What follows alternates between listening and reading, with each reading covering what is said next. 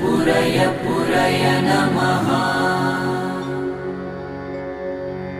ॐ ह्रीं श्रीं क्लीं श्रीं कुबेराय अष्टलक्ष्मी मम गृहे धनं पुरय पुरय नमः।